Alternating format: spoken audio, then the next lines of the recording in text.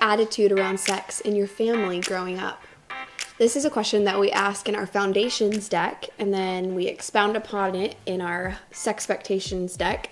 Now, that question in and of itself is a question that you should be having as a married couple, but also as a premarital couple. What was the attitude around sex in your family growing up? And how has that impacted your adult perspective of married sex? This can impact so much in your married life. So that's actually one of the questions in our Foundations deck, which we recommend for both married and premarital couples. And then we expound upon a lot more questions having to do with sex and intimacy in our Sexpectations deck. Mm-hmm. And that's specifically for married couples. Growing up, I think a lot of people come to the conclusion that sex is bad. Especially if you grew up in church. Right.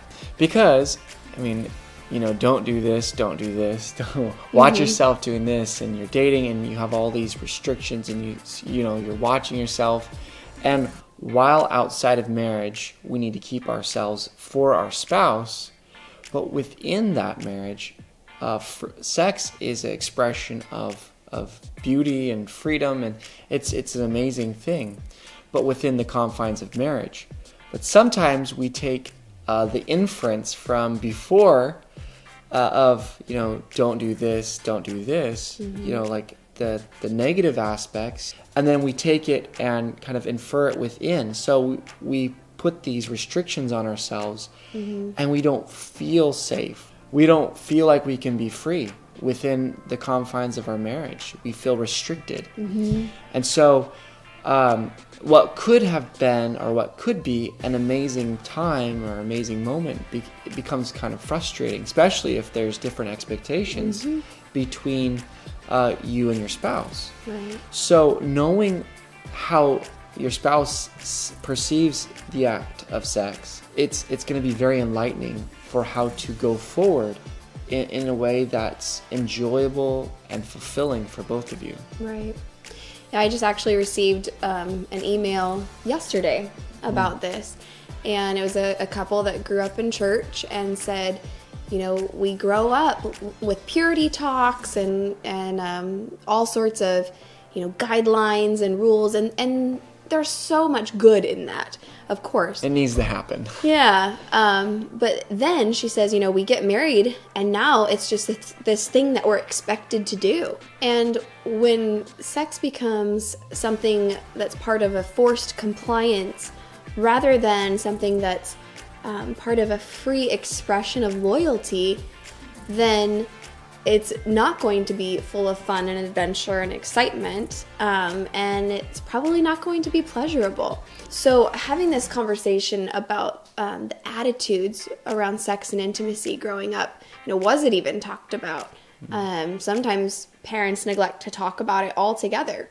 And so if that was your experience, talk about that with your spouse or your spouse-to-be so that you guys are both clear about the attitudes you're bringing into the marriage, or if you're already married, the attitudes that you carry with you, and maybe the burden that you carry with you that you need to release. So how do we go forward, especially if our spouse is, conflicted about this? How do we manage these feelings, these desires, and these mandates? I mean, this is something we're expected to do biblically. First of all, awareness. Like what we were saying, what are your views? Yeah. How do you, even if you haven't spelled it out for yourself, and taken the time and this is how I feel, you do have feelings about it. You just may not have clarified them. So clarify them for yourself. What are your attitudes about sex, about intimacy, about being married? What does that mean to you? Yeah. And how does it function? And then from there, you could start shaping what is the biblical outlook on sexual intimacy. And one great way of doing that, of course, is doing some Bible studies, reading through Song of Solomon. There's a lot in there. And of course, I would say interacting with our deck, Sexpectations. If you're married. If you're married, yes, definitely if you're married. Because it will get the conversations going, and then you could say, well, okay, what do I feel about this subject? And start looking for it as you read your daily devotions. Yeah. If you're not married, especially if you're a female, there's a good book that just came out. It's called Sex, Purity, and the Longings of a Girl's Heart. And it's by Kristen and Bethany. They're part of the Girl Defined Ministries. And this book spells it all out from a very Christian worldview, but talks about this beautiful gift of sexuality that we've been given, and how to view it through that lens rather than the sex is bad lens.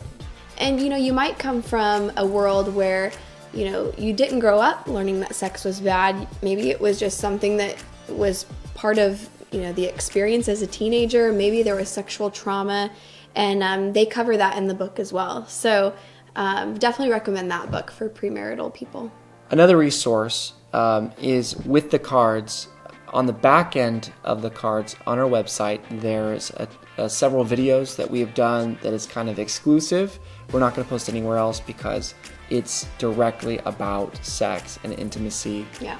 And looking at it from a biblical perspective and how to ignite desire and that aliveness that we all want to feel within our marriage. Mm-hmm. So I would definitely recommend doing that. Yeah, that's especially true for those couples who, and we get a lot of these couples in counseling, where you are fully in love, you love each other, you're madly in love, but maybe your sex life is not that great, or you don't feel wanted. You love, but don't feel wanted. That's going to be an important section of our website for you to be into, which is, it's part of our video vault. But like Adam said, we're keeping a lot of that exclusive and not posting it publicly because we directly address details having to do with sex and intimacy. So grab this expectations deck, and then you can also have access to the video vault. There's a password protected part of the website.